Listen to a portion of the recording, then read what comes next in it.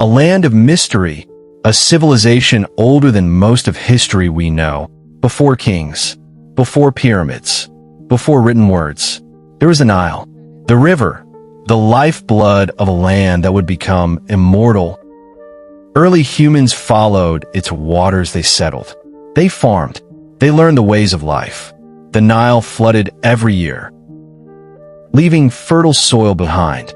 Life flourished, order emerged from chaos. The Egyptians called this balance. Ma'at, truth, justice, harmony. Around 3100 BC, two lands existed. Upper Egypt in the south, Lower Egypt in the north.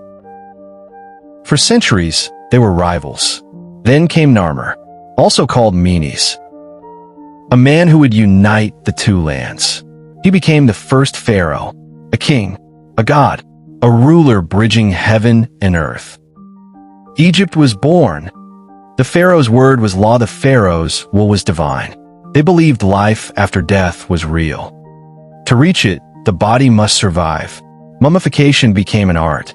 Tombs became monuments. Monuments became legends. The Old Kingdom began. The Age of Pyramids. Pharaohs built monuments to eternity.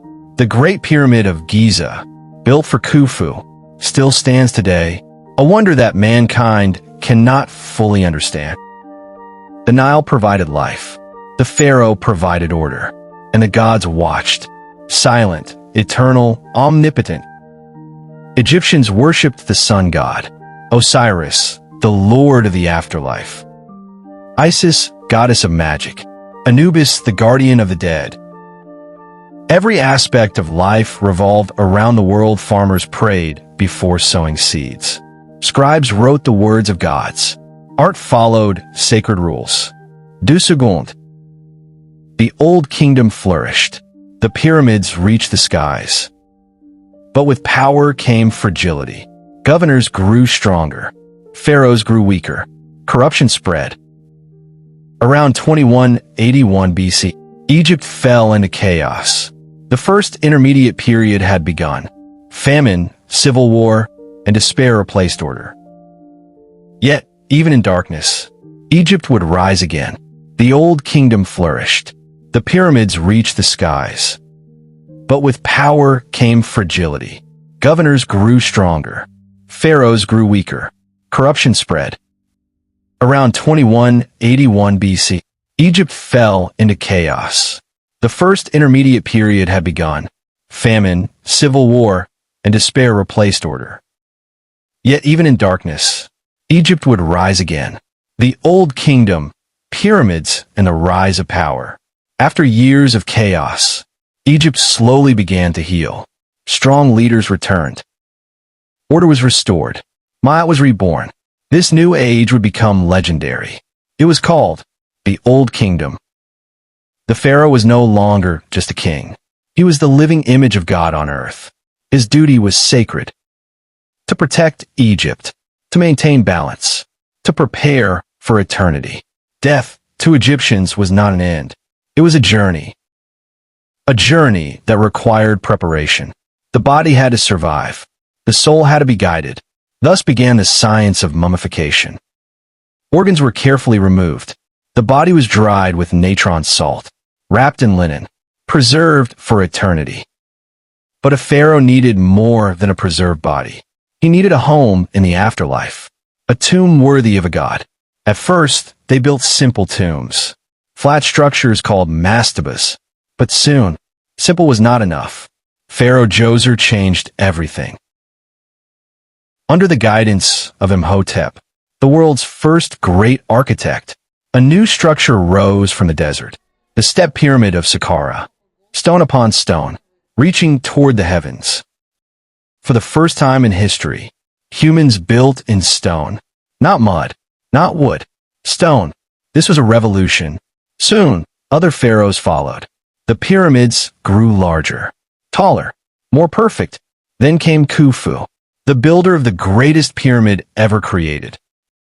The Great Pyramid of Giza, over 2 million stone blocks, each weighing tons, no grants, no machines, only human hands and human will. Even today, Its construction remains a mystery. The pyramid was aligned with the stars, with incredible precision. Not by chance, but by belief. The pharaoh's soul would rise to the heavens, to join the gods. Beside Khufu's pyramid stood the great Sphinx, a creature with the body of a lion and the face of a king, silent, watching, guarding the land of the dead. These monuments were not built by slaves. As many believe, they were built by skilled workers, farmers during flood seasons, men serving their god-king. Egypt prospered, trade routes expanded, gold from Nubia, cedar wood from Lebanon. Art became refined. Writing developed further. Hieroglyphs told stories of gods, of kings, of eternal life. But greatness carries a cost. As pyramids grew larger, the royal treasury weakened. Local governors, called nomarchs, gained power. They ruled their regions like kings. Slowly, the pharaoh's authority faded. The gods seemed silent. Floods failed. Harvest declined. Around 2181 BC, the old kingdom collapsed. Egypt fractured once again. Brothers fought brothers. Hunger spread. Order vanished. This dark age is known as the First Intermediate Period. But Egypt had learned something vital. Unity was survival. And soon, a new dawn would rise. A stronger Egypt. A wiser Egypt. The Middle Kingdom was coming. Empires, wars, and legendary pharaohs. From chaos, Egypt rose again. Strong rulers emerged from the south. They reunited the land.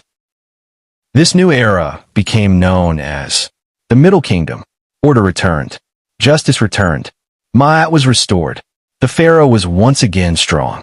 Irrigation systems improved. Farming expanded. Trade flourished. Egypt reached Nubia in the south. Gold flowed into the kingdom. Art became more emotional.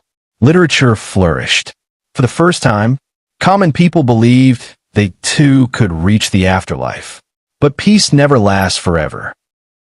From the east came strangers. They were called the Hyksos, foreign rulers, masters of horse and chariot. They invaded Lower Egypt and conquered it for nearly a century. Egypt was ruled by outsiders, but Egypt did not forget. From Thebes, a new generation of warriors rose.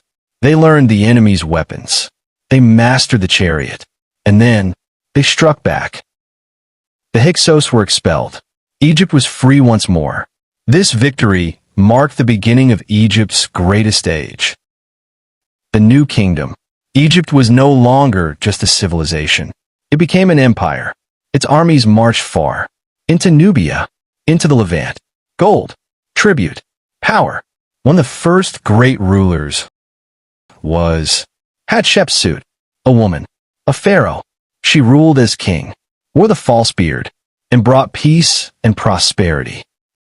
Trade missions sailed to distant lands. Great temples were built. After her came warrior kings. Then came a pharaoh who challenged the gods themselves. Akhenaten, he rejected the old gods, declared only one true god. Aten, the sun disk. Temples were closed. Priests lost power. He ruled briefly and died young, but his untouched tomb, discovered thousands of years later, would make him immortal. Then came one of the greatest rulers of all time, Ramses the Great, a warrior, a builder, a legend. He ruled for over 60 years. He fought mighty battles, signed the world's first known peace treaty. Monuments rose across Egypt, statues carved in his image. Egypt stood at the peak of its power. But time spares no empire. After Ramses, weak rulers followed. Enemies returned. Resources faded. The empire slowly shrank. Egypt was tired, and new powers waited beyond its borders. The age of conquest was coming, and Egypt would soon face greatest challenge yet. Conquest, Cleopatra, Islamic and modern Egypt. Egypt was no longer the unstoppable power it once was. Enemies sensed weakness. From the east came the Assyrians. Brutal, ruthless, they invaded Egypt and conquered it. Soon after, the Persians arrived. Egypt became a province, ruled by foreign kings. The pharaoh was gone, but fate had one more dramatic chapter to write. In 332 BCE, a young conqueror arrived, Alexander the Great. He entered Egypt without resistance and was welcomed as a liberator.